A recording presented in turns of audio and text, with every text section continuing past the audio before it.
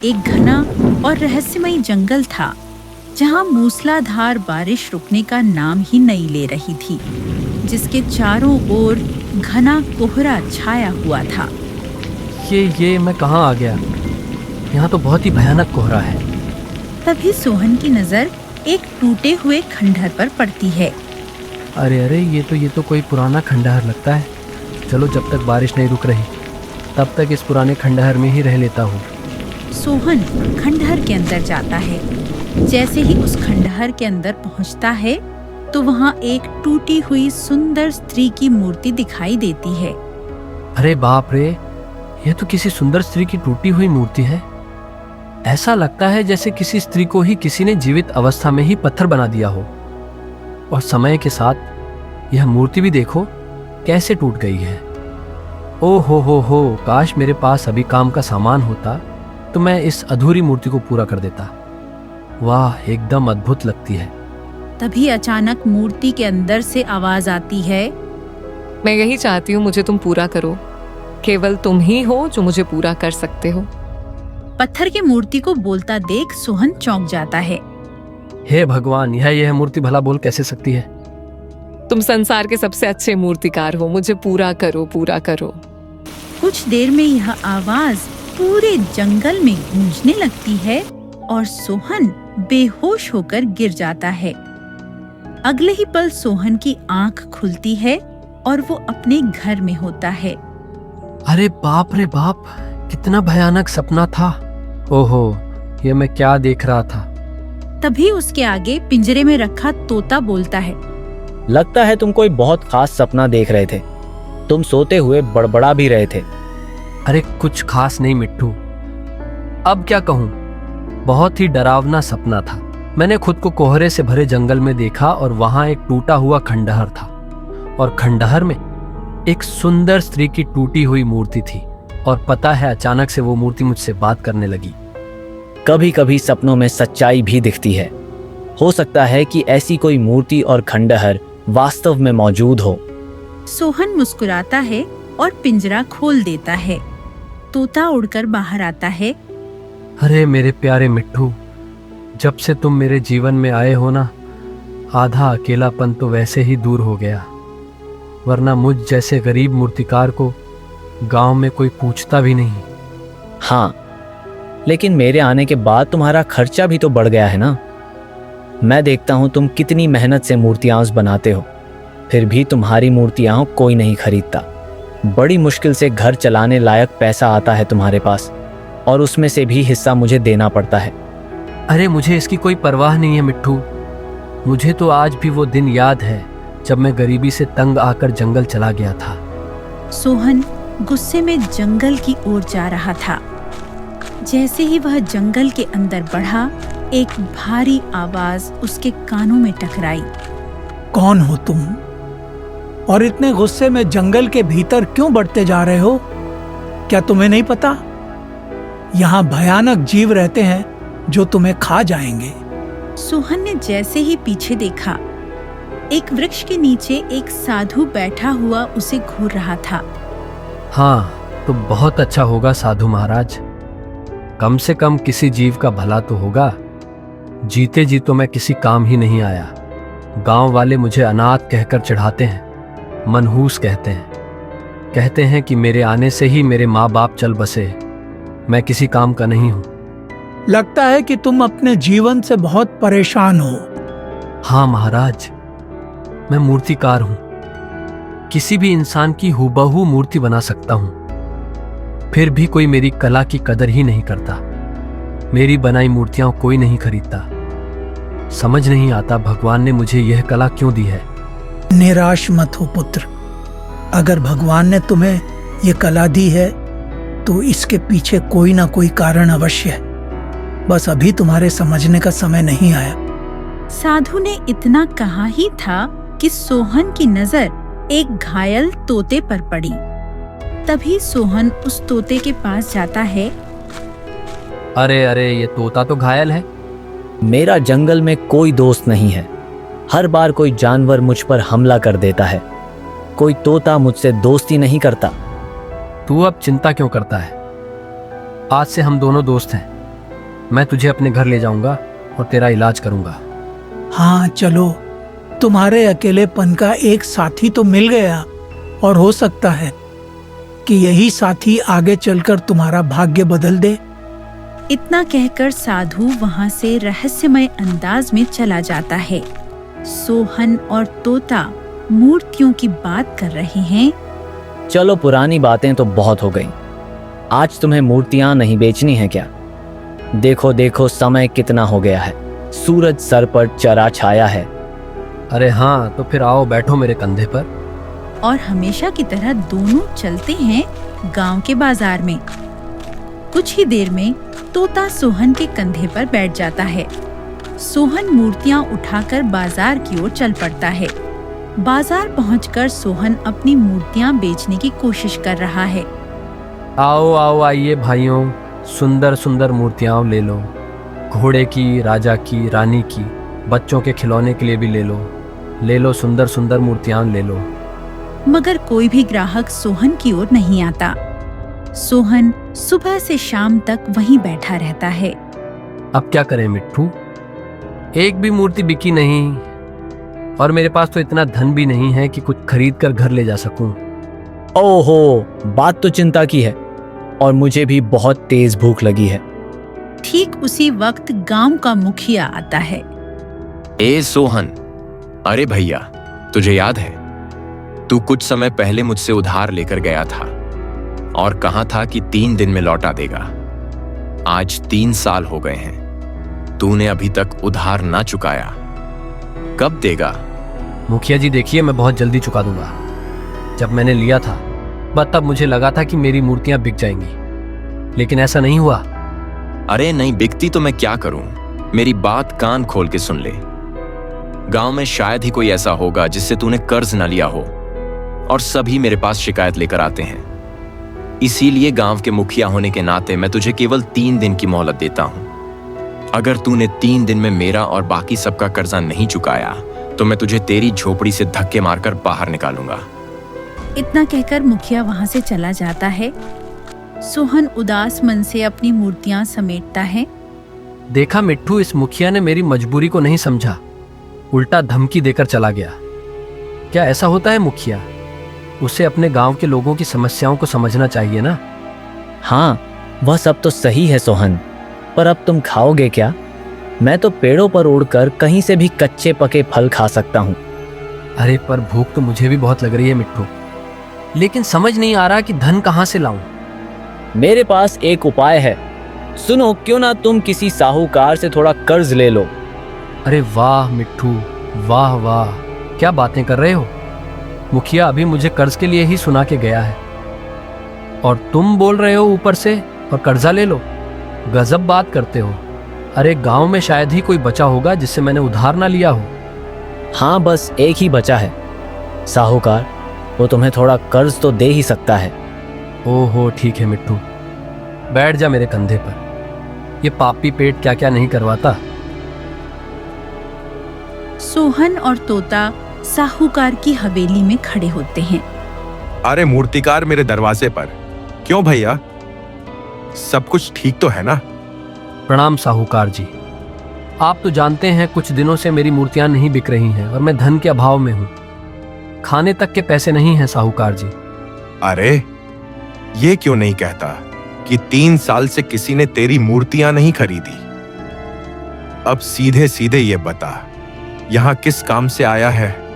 मालिक, मुझे थोड़ा कर्ज चाहिए ताकि कुछ खरीद सकूं। मैं भी भूखा हूं और मेरा मिट्ठू भी। हाँ ठीक है, ठीक है, मैं तुझे कर्ज दे दूंगा, लेकिन 3 दिन में लौट आना होगा। नहीं लौट आया तो तेरी झोपड़ी में घुसकर सारी मूर्तियां उठा ले जाऊंगा। पर मेरी मूर्तियां तो बिकती ही नहीं है, आप उठाकर करोगे क्या? वो तेरे नसीब का खेल है। वैसे तेरे हाथ की मूर्तियां कमाल की होती हैं, एकदम लाजवाब। और मैं तो एक व्यापारी को जानता हूं जो मूर्तियों का व्यापारी है। मैं तेरी मूर्तियां उसी को बेच दूंगा। अरे तो साहूकार जी, आप मुझे उस व्यापारी का पता दे दीजिए ना, मैं खुद ही अपनी मूर्तियां उसे बेच दूंगा। बड़ा आया, खुद ही बेचाऊंगा। अबे तेरा दिमाग खराब हो गया है क्या? क्या मैं तुझे धंधा करने का ठेका देने वाला लगता हूं? मेरी बात कान खोल के सुन और याद रखना, काम वही करूंगा जिसमें मेरा फायदा हो। ये ले पकड़ और याद रखना 3 दिन। चल, अब देख क्या रहा है, दफा हो जा अपने तोते के साथ।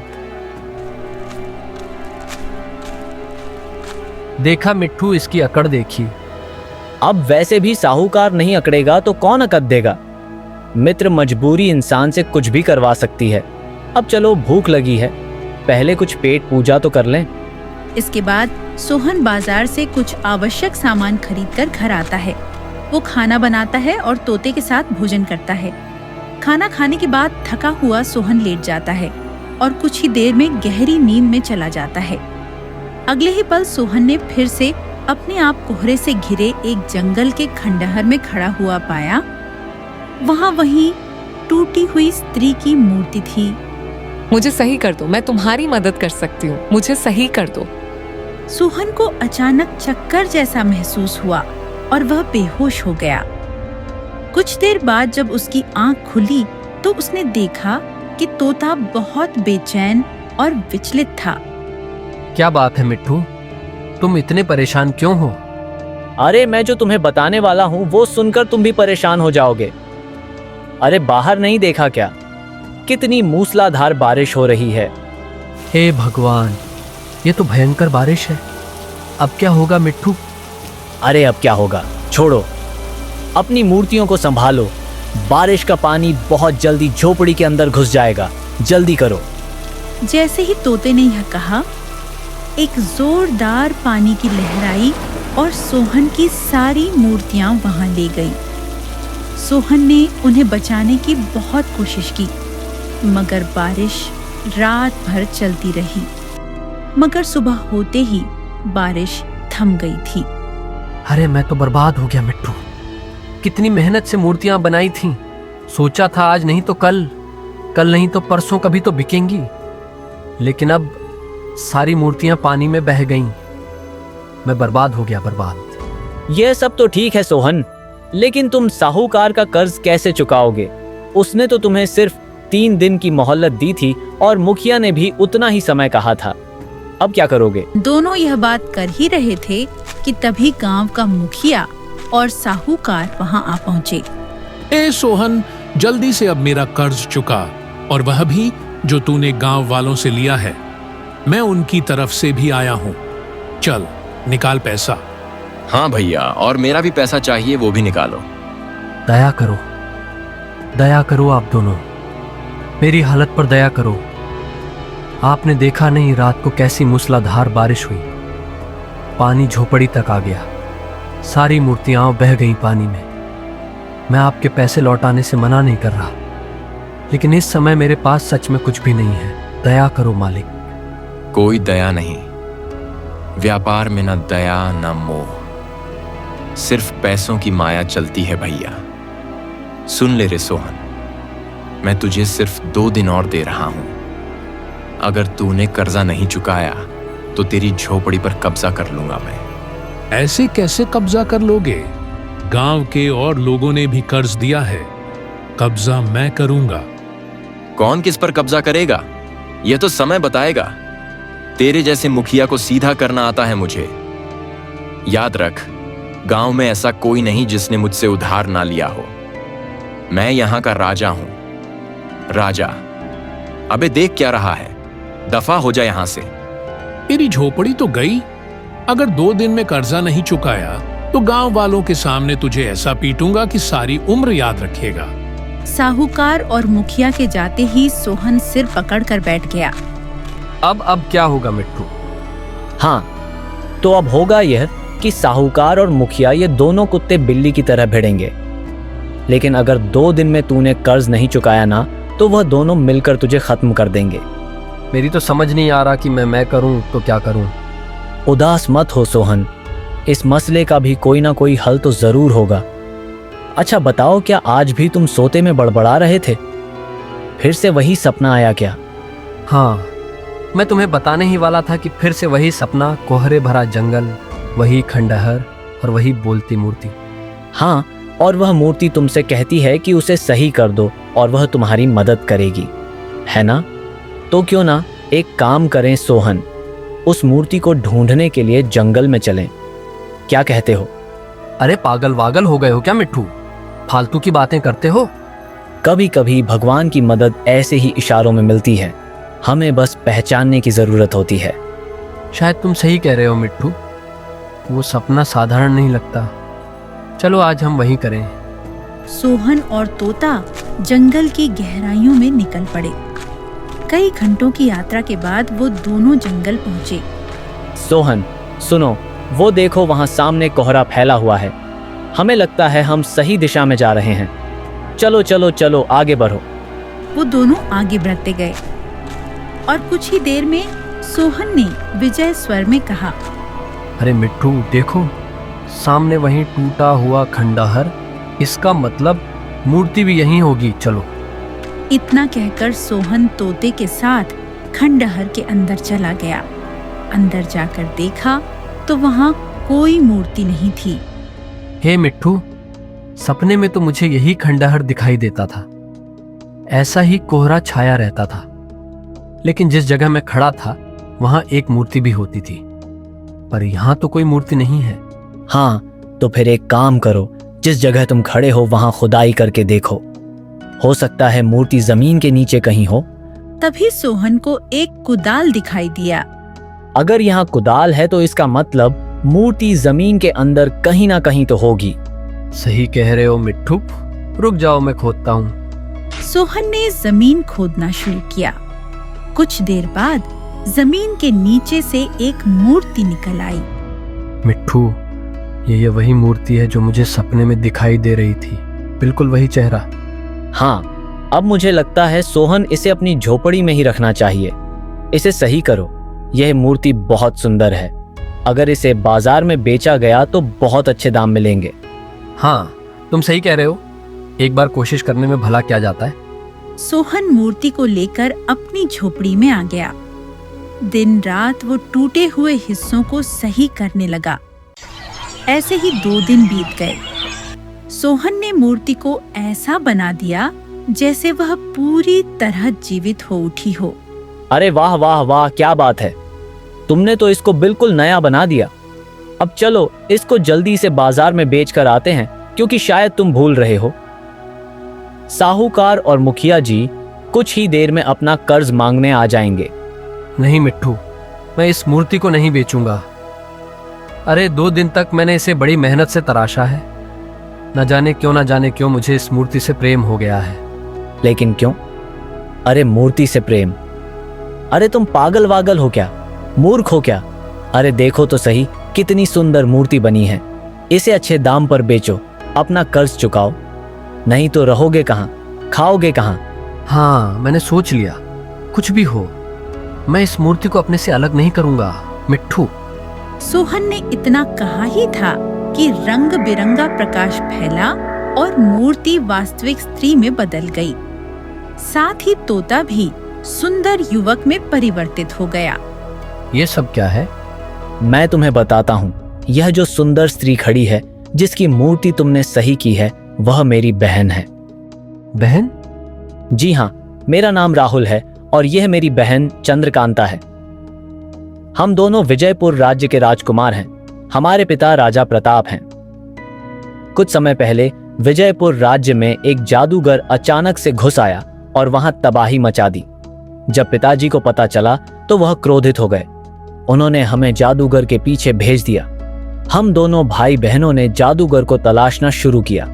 जंगल में हमें एक साधु महाराज मिले, जिन्होंने हमें वापस लौटने को कहा, लेकिन हमने उनकी बात मानी नहीं। वो कहीं वही साधु तो नहीं है जो पहले मुझे मिले थे? याद है तोते, जब तुम मुझे घायल के रूप में मिले थे तो साधु महाराज थे वहां पर। हाँ, तुमने बिल्कुल सही कहा, वह वही साधु महाराज थे। हमने उनकी बात नहीं मानी और जादूगर की खोज जारी रखी। मगर जादूगर बहुत ताकतवर था। उसने अपनी जादुई शक्ति से मुझे तोते में और मेरी बहन को पत्थर की मूर्ति में बदल दिया। उसका आधा हिस्सा तोड़ दिया और जमीन में दबा दिया। उसने मुझसे कहा कि हम दोनों श्रापित हैं। हमारा श्राप तभी टूटेगा जब कोई मूर्तिकार मेरी बहन की मूर्ति को जमीन से बाहर निकालकर बिल्कुल ठीक कर देगा। बस तभी वहां साधु महाराज प्रकट हुए और जादूगर को जला दिया। तो क्या मैं वही मूर्तिकार हूँ? तभी वहां रंग बिरंगे रंगों के साथ वही साधु प्रकट हो गया। हाँ, जो सपना तुम देख रहे थे, मैं ही अपनी दिव्य शक्ति से तुम्हें दिखा रहा था बच्चे। मैं जानता था कि तुम ही हो जो चंद्रकांता की मूर्ति को पूरी तरह से ठीक कर सकते हो। इतना बोलकर साधु महाराज रंग बिरंगी किरणों के साथ गायब हो गए। जादूगर ने कहा था कि अगर कोई मूर्तिकार मेरी मूर्ति को पूरी तरह सही कर दे और उसे सच्चा प्रेम कर बैठे, तभी हम मुक्त हो सकते हैं। तुमने मुझसे सच्चा प्रेम किया है, मैं तुमसे विवाह करूंगी। सोहन मुस्कुराया। कुछ दिनों बाद सोहन और चंद्रकांता का विवाह संपन्न हो गया। इस तरह एक मूर्तिकार के प्रेम ने जादू के श्राप को खत्म कर दिया।